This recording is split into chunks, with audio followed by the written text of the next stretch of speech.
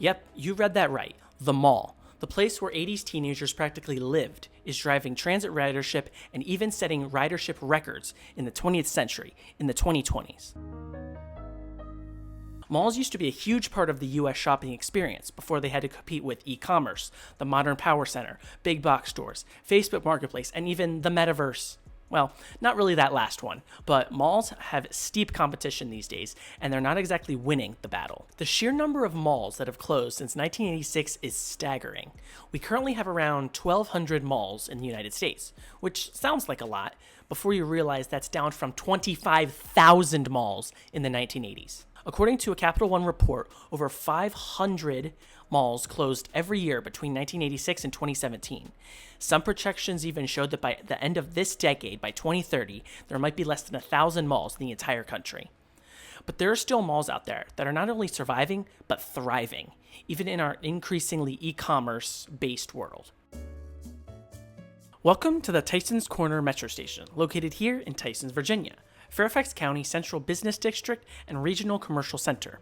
Tyson's, or more fondly known to people who grew up around there as Tyson's Corner, is the cookie-cutter definition of an edge city that sprung up in the 20th century around highways rather than the more historical centers developed around waterways or railways. Before the 1960s, Tyson's Corner was a rural intersection between Virginia Route 7 and Route 123. But in the middle of the 20th century, the DC suburbs began to sprawl out and new highway-oriented commercial and entertainment areas began to take shape. Over the decades, the area has grown and attracted many notable companies, such as these, leading it to become the 12th largest center of employment in the United States. Lots of jobs, along with the metro coming to Tyson's, has led many apartment buildings to be constructed around the area.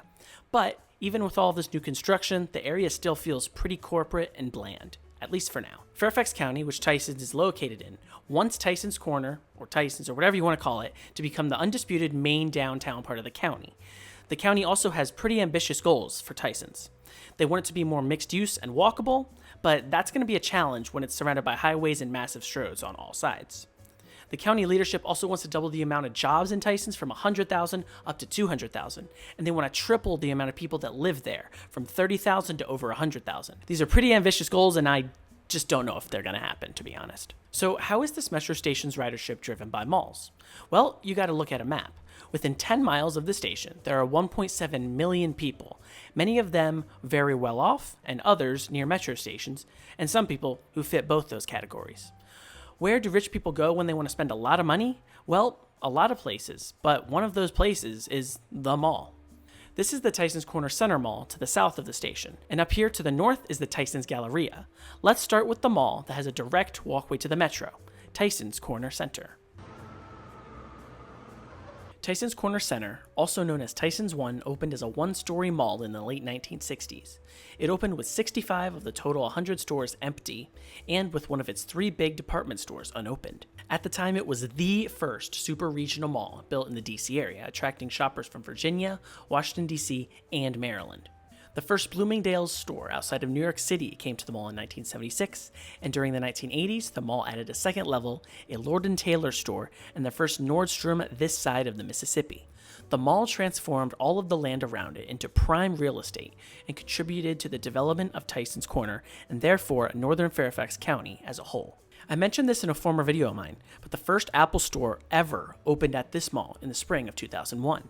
In 2013, the mall was valued at more than $1 billion, making it by far the most expensive property in the DC area. That's about $1.3 billion in today's money. Hashtag inflation. Getting to the Tyson's Corner Center Mall is trivially easy from the metro station. You simply walk to the left, cross over Route 123, and walk into one of the main entrances to the mall. The pedestrian bridge here isn't just an easy way to the mall, it's also improved safety between the two sides of Route 123, as before you had to cross at street level. Here are some notable openings at Tyson's Corner Center. Since the COVID lockdown and into the mid-2020s, Tyson's Corner Center has thrived. They're even planning all of this new stuff as we speak. The Tyson's Galleria, also known as Tyson's 2, which is also classified as a super-regional mall, opened in 1988, less than half a mile from what would become the metro station and the already standing Tyson's Corner Center. The mall's anchor stores consist of Lucid Motors, Bolero, Saks Fifth Avenue, and Neiman Marcus. Out of those 4 companies, the only one I've heard of before doing research for this video was Lucid Motors. There's a Ritz-Carlton hotel directly adjacent to the mall, which attracts wealthy guests, particularly from Europe, the Middle East, and East Asia. This works out well for both the hotel and the mall, because stores at the mall receive patrons, and the hotel can advertise its proximity to the mall.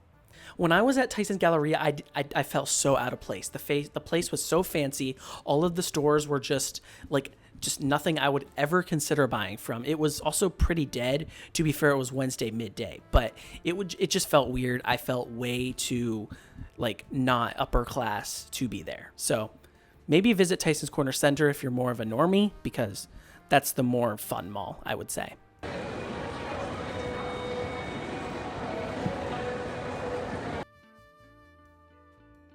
So other than the malls, what else is around this Tyson's Corner station? Well, the parking lot right next to the station often has something fun or interesting going on, at least around Christmas time. It is also slated to be developed into Tyson's 3, which would have a direct connection to the station. The rest of the place's walkable distance from the station are your modern glass office buildings, along with modern, new, expensive apartments. Before the metro station opened, this area was already a major bus hub due to being in the middle of Tyson's Corner and near the Tyson's Corner Center Mall. The station is one of Fairfax Connector's main bus hubs with 10 routes and 2 metro bus routes. The 2 metro bus routes are the F20, which I believe is Virginia's busiest bus route, and the A70, which runs during rush hour to Boston Station. So how exactly do malls translate into record transit ridership? Well, there are a lot of attractions to enjoy here in this expanding urban center, but driving here sucks. We're only about 10 miles from downtown DC, but at rush hour we're like 50 minutes away from downtown DC by car and only 35 minutes on the metro. The massive arterial roadways get stuck with tons of traffic, especially during rush hour, and sometimes even on the weekends.